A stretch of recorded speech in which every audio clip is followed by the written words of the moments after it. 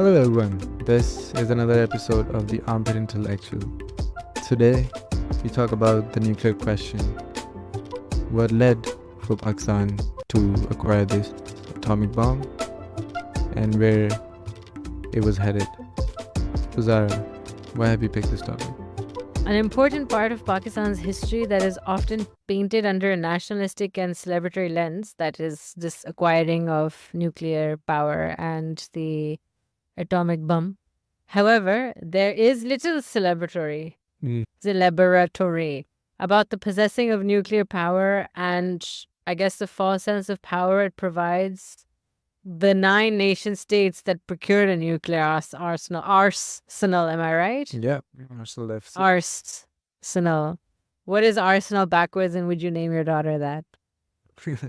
No, I would not. Lunesra. Lunesra. All right. Well, staying on topic and diving back into the topic of Pakistan and its nuclear power. Also, in case you were interested in knowing the 9 nation states that have obtained nuclear power, I think they're Pakistan, India, US, UK, France, Russia, Israel, China. China, So North I can Korea. go by chronologically who attained it. I think it was US, then Russia. Then I think Britain, France, China. Then came in India, China, India, Pakistan, and then North Korea. And I think in there between there was South Africa had them, but I think they had to relinquish them because they had signed the NPT agreement, Very which is interesting. the non-proliferation. Right. Agreement. Non-proliferation, celebratory proliferation. Proliferation treaty. So yeah, so they had to give it up. And I think that's Ukraine also had them, but they had it just by the extension of Russia. They had to surrender So they them, had to right? surrender them as well because of the same reason that For they sure. weren't part of the Soviet Union. For sure. So yes. So this episode, we, the Armpit Intellectual, will be focusing on Pakistan's nuclear power. And now, in case you're wondering, how did Pakistan obtain nuclear power? Because I feel it's a significant part of Pakistan's history that I don't see that many mainstream conversations about it, but it's an important one, right? So how did Pakistan obtain nuclear power? Well, in 1965, Zulfiqar Ali Bhutto popularized the slogan, "Hum ghas khayenge, magar bomb banayenge," which translates to, still, abhi tak. So, which translates to, we will eat grass later, but we will make a bomb. And this was in response to India's nuclear weapons development, which began in 1962. And I suppose this incitement to procure nuclear weaponry and power then turned into this popularized national idea of an quote-unquote Islamic bomb, which we have discussed in our first episode of the podcast, which was when we were discussing the life of Iqbal Ahmed, who had a lot to say about Pakistan's procurement of nuclear power. So, Bilal, can you please recap? Yeah, so as not most of you would remember that India wanted to be, Iqbal Ahmed said that India wanted to be a part of the nuclear club and Pakistan followed it, and nobody has explained to me the benefits of joining such a club.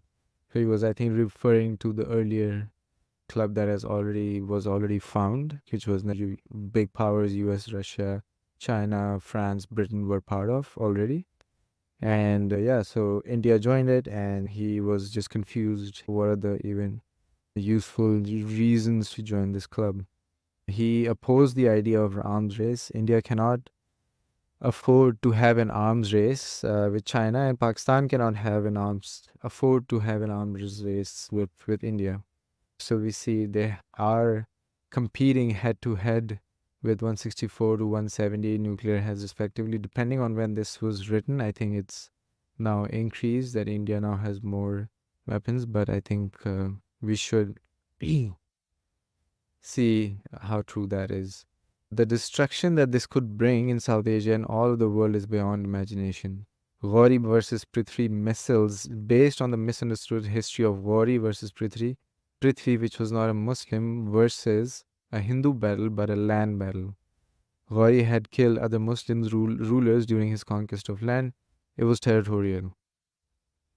Iqbal may also made it also made a joke that for everything people say that it's an Islamic bomb, the first thing is that it's not circumcised.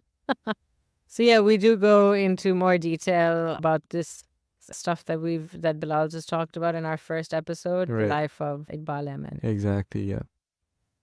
So yeah, Abdul Qadeer Khan, as colloquially known as AQ Khan, is also known as the father of Pakistan's nuclear bomb.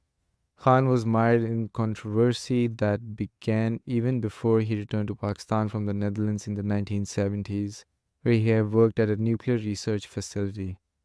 I don't know what's up in Netherlands, man. He was later accused of stealing the centrifuged uranium enrichment technology from the Netherlands facility that he would later use to develop Pakistan's first nuclear weapon, according to research done by Carnegie Endowment for International Peace. Khan, who held a doctorate in metallurgical engineering from Catholic University of Leuven in Belgium. I hope I'm pronouncing this right. I think Leuven. so. I don't Offered know, to but I think launch so. Pakistan's nuclear weapons program in 1974 after neighboring India conducted its first peaceful nuclear explosion in Pokhran, Rajasthan. Quote unquote peaceful nuclear explosion. Because it was called a smiling Buddha, Right. apparently. Exactly. It was, But it was a yeah, smiling Buddha. quote unquote peaceful. Yeah, so then AQ Khan reached out to Bhutto and offered to develop Pakistan's first nuclear weapons technology. And Bhutto was still reeling from what one can imagine was a blow to his ego and pride. That is 1971. Excuse me, and Bangladesh's liberation and 90,000 soldiers captured by India during that war, right? Yeah. So Bhutto naturally, happily accepted AQ Khan's offer. And it is also said that this so-called loss of Bangladesh, it was a loss, I guess. Loss of East Pakistan. Loss Loss of East of, Pakistan. yeah, quote unquote, loss of East Pakistan, but it was actually Bangladesh Yeah. liberation. So this quote unquote loss of Bangladesh exacerbated the nuclear weapons program, which had already been of interest to Bhutto for almost a decade. And so Nobel Prize winning theoretical physicist Abdul Salam Khan initially partook in a pioneering role during Bhutto's urgency to partake in this so-called quote unquote atomic arms race between India and Pakistan. However, after Bhutto's policy decision to denounce Ahmadis as Muslims in the constitution, Salam, who was an Ahmadi himself, eventually became an outspoken critic of the atomic arms, and we can't say for sure whether Abdul Salam was, hey, I'm Ahmadi and you don't like Ahmadis anymore, so I'm not working with I'm you. not But working with you, yeah. yeah, but Could have been that one of the catalysts of him not liking it. for sure. Yeah. But I'm sure ideologically one can see the con The and cons, the yeah. dangers of nuclear power, right? Yeah. I haven't seen Oppenheimer, but I'm pretty sure that he at the end was I should not have developed this Wow. basically. So he was himself against it. Wow. So yeah, that could have happened to Abdul Salam too. For sure. And on January 20th, 1972, Bhutto convened a meeting of Pakistani scientists in Multan. And an emotional Bhutto exhorted them to make an atomic bomb, a desire he had first articulated in 1965. And during this, Salam was present and also spoke. And now this has been taken from a 2019 Dawn article titled Abdul Salam in China. This was written by Pervez Hudbai. Okay, Yeah. very cool. And so a nuclear power reactor was built in Pakistan by the Canadians. Whoa, shout out. Which is operated by the Pakistanis now. So both these ideas were quite successful by the year 1972. And this is from a GBH archive titled War and Peace in the Nuclear Age, Carter's New World interview. Oh, this is from an interview with Abdul Salam in 1986. And so, yeah, after after this, a deposed Prime Minister Zulfiqar Ali Bhutto, he was put in jail by Ziaul Haq's regime. So in 1978, from his jail cell, he said, "We know that Israel and South Africa have full nuclear capability.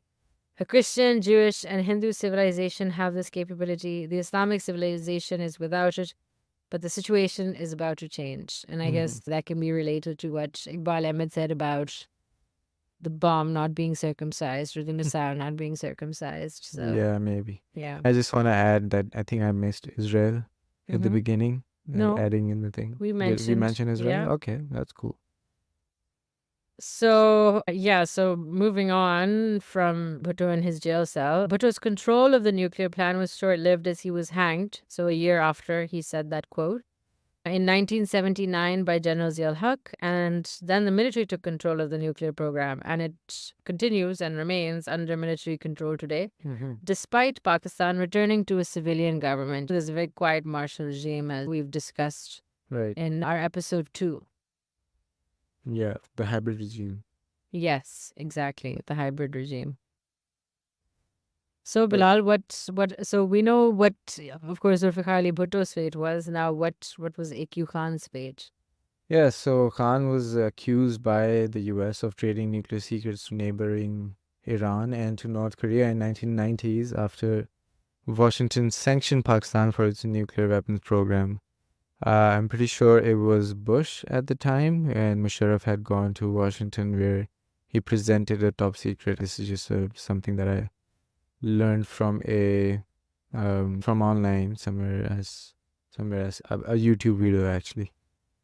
That he was presented with this file. So yeah, it became a YouTube is national. educational. Yeah, it became a national. It became a national I don't know. humility, not humility, but humiliation. Oh, So yeah, humiliation. so Okay. and then after Washington sanctioned Pakistan for its nuclear weapons, and this was all. Yeah, this was all after Washington sort of imposed its sanctions on Pakistan in 1990s. For 10 years during the Soviet occupation of neighboring Afghanistan, successive US presidents certified Pakistan was not developing nuclear weapons. The certification was necessary under American law to allow US aid to anti-communist Afghan rebels through Pakistan. So I guess they were just using their war to and just ignoring what Pakistan was actually doing. But in 1990, just months after the 89 withdrawal of Soviet troops from Afghanistan, the US pulled all economic and military aid from Pakistan on the basis of their nuclear weapons. So as soon as their interest was gone, their policy changed. According to an archived New York Times article dated June 1st, 1998, entitled US and China Help Pakistan Build Its Bomb, Pakistan could not have made the bomb without help from China, but since the US had enforced sanctions on Pakistan, they essentially realized they had pushed Pakistan to go where they are today.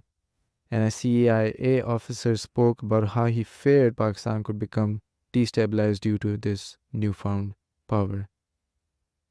It's still destabilized, but I don't know if it's because of this new power or other things. Well, it was said, someone said during that time, I can't remember, but I think it was Clinton who was president at the time. And there was a quote I read, I can't remember who or what. Sorry, everybody. But it said something about how India and Pakistan, upon acquiring nuclear weapons power, someone in the Clinton administration said that they are now the most dangerous. This is the most dangerous region in the Oh world yeah, now. for sure. Yes, yeah. Yeah. That's definitely Yeah. would have said, or I have definitely heard that. So Khan was rejected by Pakistan's dictator, President General Pervez Musharraf after 2001, when details of Khan's alleged sales of nuclear secrets came under renewed scrutiny. Khan bitterly denounced Musharraf and his attempt to distance the state from his activities, always denying he engaged in any secret selling or clandestine nuclear weapon technology exchanges. So yeah, so that's what his take was, and Very interesting. And yeah, before his death, yeah, he mostly lived out of the public eye and spent a large amount of his life under house arrest at his home in E7 Islamabad. And the only reason I know this is because I grew up in the same sector. Sector. So I used to go for walks, and I was basically told that, hey, that's AQ Khan's house. And he has tunnels that right. he built between three houses of his relatives. So he can travel between the three. And there was a a big guardhouse across Mm. the street from his house, just kind of surveilling, I guess. Surveilling again. Yeah, so that was pretty interesting. And he died in 2021. And soon after his death, Khan received many tributes, which is interesting as well because a lot of people viewed him as a national traitor. Right. But he received many tributes upon his death, including from Prime Minister Imran Khan, who referred to him as a national icon for his nuclear weapons program, even though, again, a lot of people saw him as a traitor because he sold The weapons. the weapons. Yeah, so. There might have been another story behind it. Parvez Hudbai, I heard him on Black Hole saying that A.Q. Khan wrote him letters, Mm-hmm. and a lot of the things he said, of course, he didn't say them out loud, but I think that there is some fishiness behind it. I don't know, there might not be as much as they say that it was. So there might be some, it might not be the whole truth, basically. That's what I'm saying. That he, Right. sold the weapons. For sure, it can't be Yeah. that black and white. Yeah. I can see that. So even this whole story of US just showing Musharraf for what they had seen, that I think they intercepted some Libyan ship, and in which they just caught some centrifuges Wow. coming from, I think, Karachi. So I Going think that's not to Mr. Libya. Gaddafi. Mr. Gaddafi, yeah. Yeah. Interesting. Acha Bilal, baat suno. I just have one thing to say right now. Yeah. Dhamaka kar de. Pakistan today successfully conducted 5 nuclear tests. The results were as expected. There was no release of radioactivity. I congratulate all Pakistani scientists, engineers and technicians for their dedicated teamwork and expertise in mastering complex and advanced technologies. The entire nation takes justifiable pride in the accomplishments of the Pakistan Atomic Energy Commission, Dr. A.Q. Khan Research Laboratories, and all affiliated organizations. All right. So the actual testing. Yeah, so we are now moving on to talk about the official nuclear testing, which took place in 1998 and which was initiated by Nawaz Sharif, who literally said, "Dhamaka kar den," conduct the explosion. So on 28 May 1998, and under Nawaz Sharif's government, Pakistan carried out its first nuclear test. 5 of them in the southwestern region of the Rasko Hills, Chagai district, Balochistan. A video of the multiple tests was aired on PTV News. It's still available on YouTube for those who are curious. And footage in which we can clearly see the effects of an explosive deep inside the hills. You can literally see how they're kind of mutating. And the tests were described by Pakistani Prime Minister Nawaz Sharif as an inevitable response to India's nuclear trials a fortnight earlier. Nuclear trials that had been accelerated by the BJP. Actually, I just kind of wanted to mention that because I thought that was an interesting fact. Okay. That the BJP government was the one who was very pro-nuclear arms. And the BJP and their support of India becoming a nuclear state. So according to Dr. Abdul Khan, who was a scientist, was interviewed in a TCM Origins video on a topic of nuclear testing. The first hill that was tested on caught fire and turned red, which led to the military personnel and scientists from PAEC and NESCOM and KRL flee from there due to fear the mountain would explode and let out the radiation. Prior to this official testing, the timeline of Pakistan's first nuclear weapons is unclear still. According to the former assassinated Prime Minister Benazir Bhutto, her father Bhutto, Zulfiqar Bhutto, indicated that the first device was ready by 1977. A member of the Pakistan Atomic Energy Commission, which was, as we mentioned, was PAEC? PAEC, yeah, which was put into ground by A.Q. Khan? Abdul Salam. Abdul Salam? Oh Yeah. my gosh. My and bad. stated that the bomb's design was finalized in 1978 with a cold test short of an actual explosion conducted in 1983. So again, we mentioned Abdul Salam, but Abdul Salam wasn't actually involved. He gave this task to one of his students called Riazuddin, who Oh, was also. but he set up the PAEC. Yeah, of course, he set up the PAEC. He set up different institutions that we mentioned. He wanted to train people Mhm. so that they can make this and work this. Canada came there to install the facility, but now it's run by Pakistan. Canada? Right? Yeah, we mentioned, Wow. right? Canada Right. came to build Canada, sorry. the facility there, but it's now run by Pakistani. So all this training was done by PAEC Okay. and NASCOM, I think.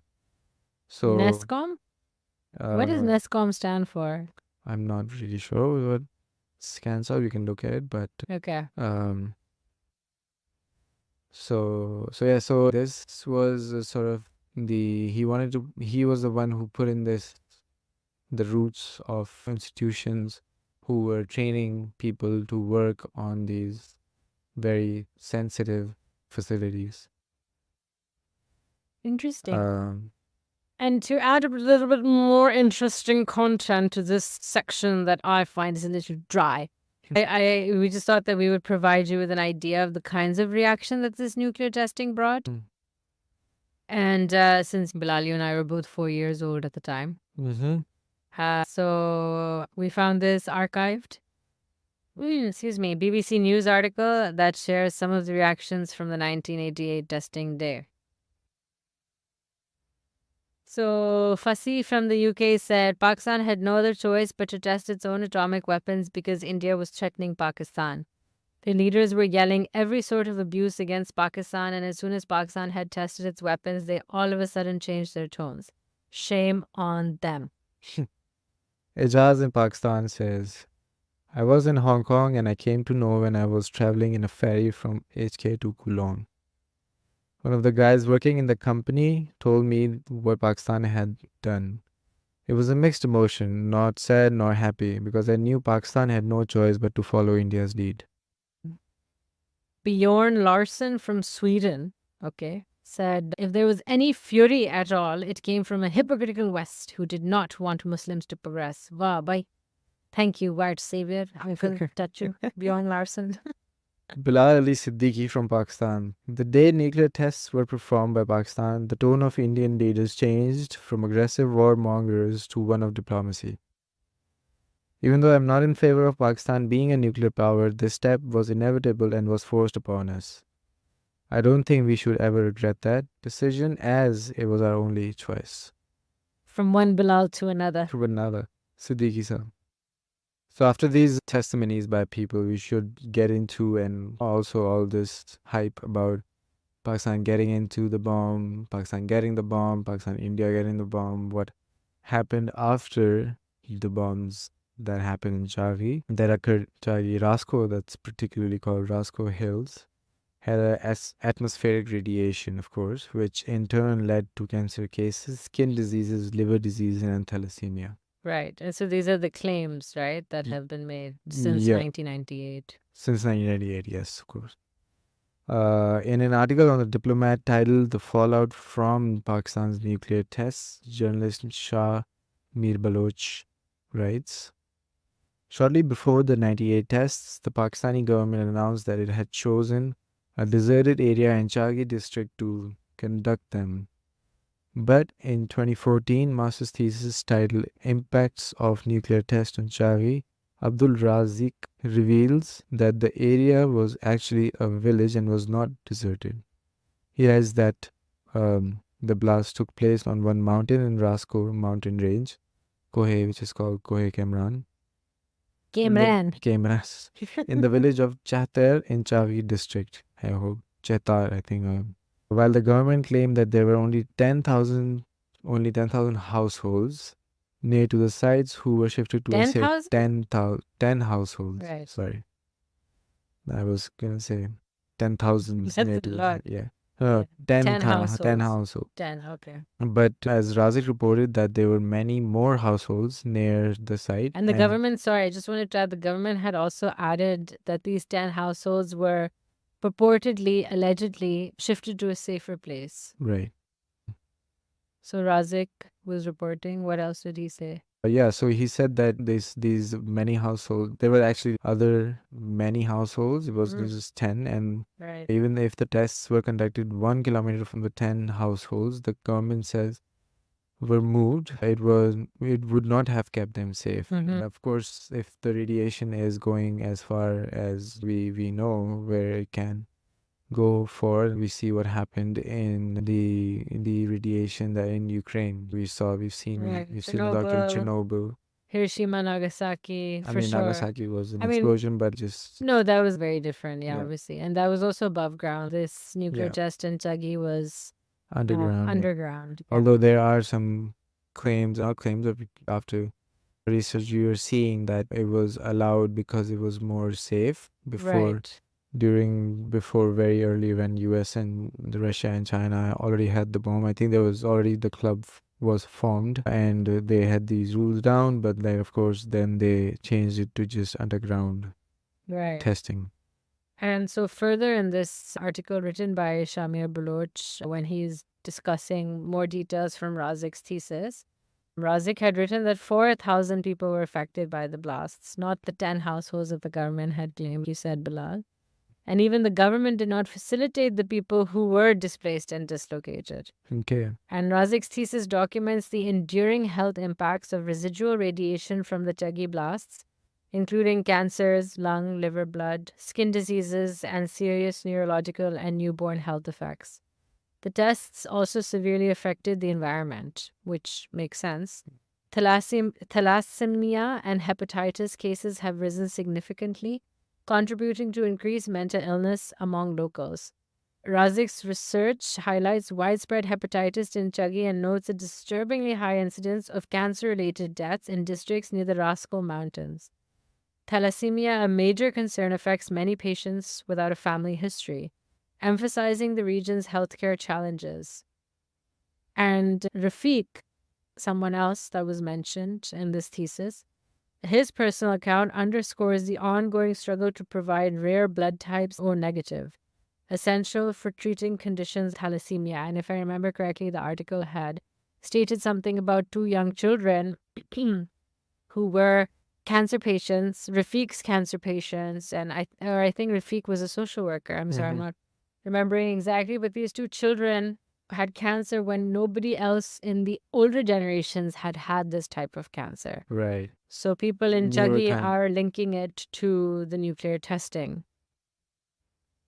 Right. So as you mentioned, of course, these tests were when as they were underground. We did find some rebuttals to the claim stating that underground nuclear testing does not pose any risks to the inhabitants, water or vegetation.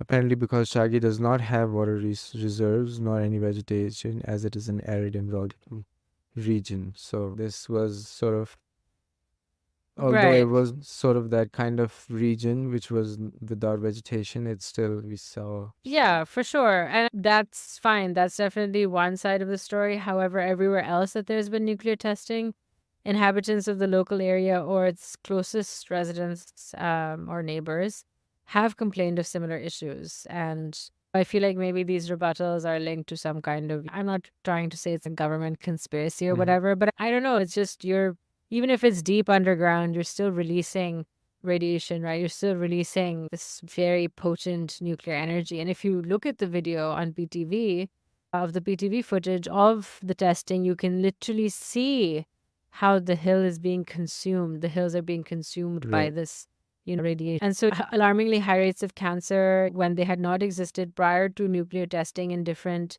regions has occurred. Lackluster vegetation or quote unquote crops turning white, which was said by people who live in Pokhran, Rajasthan. And this was after the 1974 18th May nuclear testing, known famously as Smiling Buddha, as you mentioned, Bilal, earlier. And this was done by the government of India.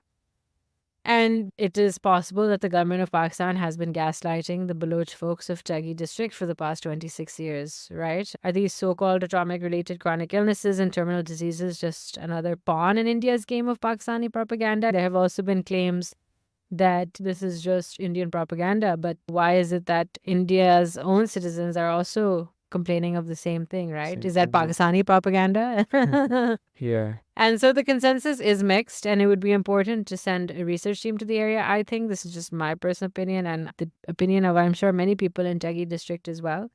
And for Roscoe Hills, his nearest residents to be interviewed and have thorough health checkups free of cost. They deserve to know what's going on. Why have they been so neglected? And so many people in the district have also said that Nawaz Sharif promised them infrastructure and development after this testing, but none of that has happened. Obviously, Balochistan is the most neglected province in the country. And of course, as we know, the government of Pakistan doesn't have to be held accountable for anything that it does that's inhuman, immoral. Let's refer back to 1971 for a second.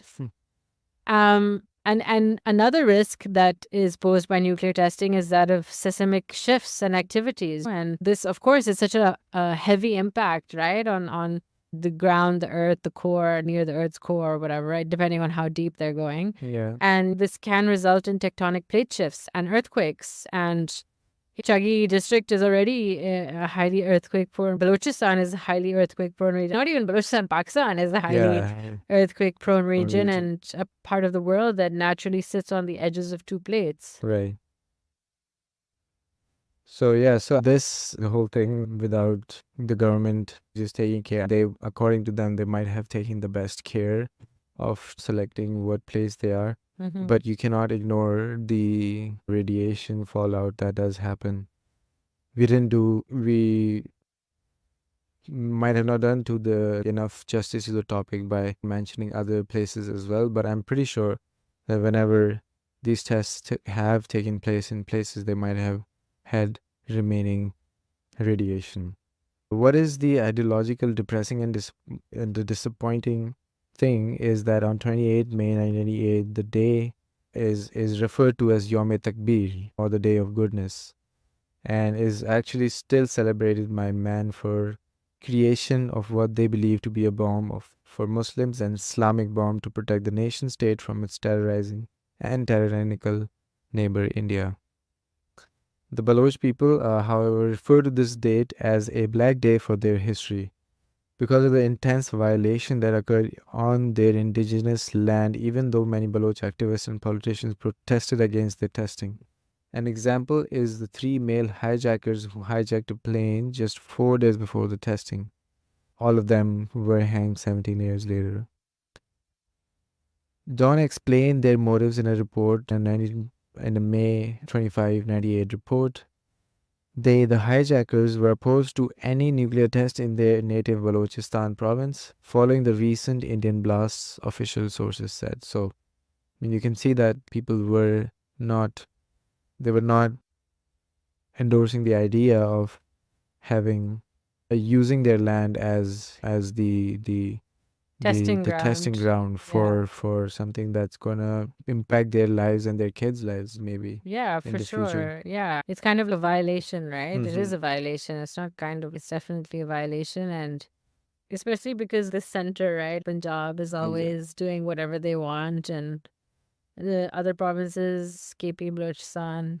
Yeah, that's treating them as Sotela kind of thing. Just using their land, using their minerals, and using their resources, but not sort of giving them the same opportunities as other people in the center. Yeah, just kind of extracting. Balochistan is kind of this extraction site for Action side, yeah. the center and the establishment and China. China. Yeah, China. God, China.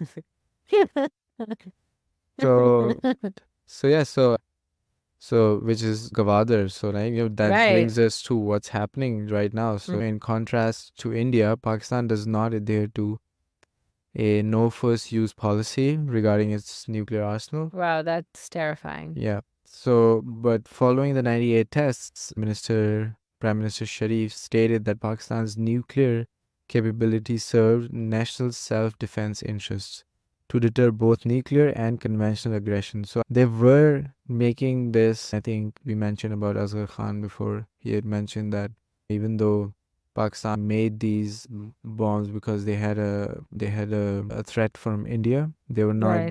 They were. If India doesn't need to use nuclear weapons because it has the conventional power, but it's more likely that Pakistan uses it because what if something happens and they lose a conventional war? What if they use this? Well, yeah. So just a disclaimer, military accounts from Pakistani men, I guess, usually makes me cringe. But yeah, Mazhar Khan, he had an interesting thing to say about this, which was he was against Pakistan obtaining nuclear power because he said that there's no point in it because why would India retaliate with nuclear power if Pakistan doesn't have any? That's just Exactly. doesn't make logical sense. And on top of that, even if, let's say, Pakistan does obtain the nuclear power, then India can still destroy Pakistan infinitely greater more than Pakistan can Right. destroy India. Pakistan could be completely destroyed in a sense, but whatever damage Pakistan can do to India, India would still survive. Largely, Right. it would still survive that attack. So it just didn't. He said, yeah, it just didn't logically make sense for Pakistan to obtain this. In the sense that it was a retaliation to India Retaliation. getting it because it's just not the same. Mhm. You're just it's what's that saying? It's kind of thinking you're the same, but you're not the same. They were trying to be the same, right? It's just a Yeah. race, just another race, right? But you're racing against an unequal opponent. Yeah, for sure. That's everyone does that, right? China is doing that with US. That's true, I guess. So I mean, India is in with China. Conventionally, I think China is more bigger Yeah. than Indian army. So it's the same thing, right? Well, yeah. It's just a circle of whatever. Well, Pakistan is, yeah, this is definitely signifying of insecurity and paranoia and mistrust. And Yeah, for sure. yeah, sometimes when you have all of that kind of triggering your survival state, your fight or flight, literally nation states can also go into fight or flight mode. It's the same as saying that Iran getting the nuclear weapons. So you see, But they haven't yet. exactly, they haven't that. They signed a treaty. I know. I'm just saying that when they say this, the Saudi people say that if they get the weapons, we're gonna get the weapons. Right. It's just a So competition. it's just a competition, Yeah, right? for So sure. it's just whoever your enemy is, if they get it, you have to get it. For That's sure. what it So is. yeah, so what's happening now then? Yeah, so they have this policy of no first use. I don't know. I don't think that Pakistan has that policy. Although I do think they have some sort of communication regarding back channel communication, and that's how they are still keeping it safe. And Musharraf also in 2002 reiterated that if Pakistan is attacked, they would retaliate forcefully, you know. And post 9/11, the United States grew increasingly worried about the political instability and religious extremism in Pakistan, potentially granting groups Taliban access to nuclear materials. With Western assistance, the Pakistani government implemented measures to enhance national security, although ongoing concerns persist today. And in 2015, the Carnegie Endowment for International Peace and the Stimson Center projected that Pakistan could produce up to 20 nuclear devices annually. When combined with its current stockpile, this rapid production rate suggested Pakistan could soon rank as the world's third largest nuclear power. Conversely, some analysts argue that Pakistan may only be capable of developing an additional 40 to 50 warheads in the foreseeable future. And the Pakistani Military Strategic Plans Division maintains control over the country's nuclear weapons, which are, of course, predominantly stored in Punjab province, distant from the northwest frontier, quote-unquote, Khyber Pakhtunkhwa, let's call it what it is, and Taliban-controlled areas. A contingent of 10,000 Pakistani troops and intelligence personnel overseen by the SPD is tasked with safeguarding these weapons.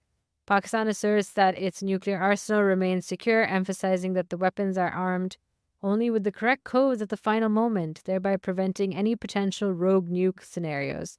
Some of these nuclear missiles can reach up to a maximum distance of 27,000 50 kilometers, 2,750. And yeah, just keep in mind that this piece of information was obtained from a US news source. So I don't know, maybe I should have done better research on this, but this is what I found out. And Pakistan is unmistakably enhancing its nuclear capability, not only for deterrence, but also for potential engagement in nuclear warfare. Concurrently, it faces internal security challenges that pose risks to the security of its nuclear arsenal. The nuclear rivalry between Pakistan and India appears to be escalating, potentially resulting in dangerously large stockpiles reminiscent of the Cold War era. An urgent arms control agreement for the region is evidently necessary. Yeah, so as we mentioned that there is a race going on right now between India and Pakistan, where India has surpassed the number of nuclear warheads, and we can only assume that this war for warheads will persist until both nation states can look past their shared paranoia and insecurity and finally realize the ways in which rich, powerful Western countries have forced them to keep knives at each other's throats ever since partition. As a Pakistani, I feel that, and this is a feeling shared by all my colleagues, that we are coming here for a spiritual pilgrimage. There's new hope, confidence, and faith in the future among the people of Pakistan after this historical technological achievement which was made possible by Pakistan scientists. The nuclear explosions of Pakistan of 28th May and 30th May have helped to establish military and political parity between Pakistan and India. And we feel this is again a major development which has qualitatively altered the life and destiny of the 1.2 billion people of South Asia.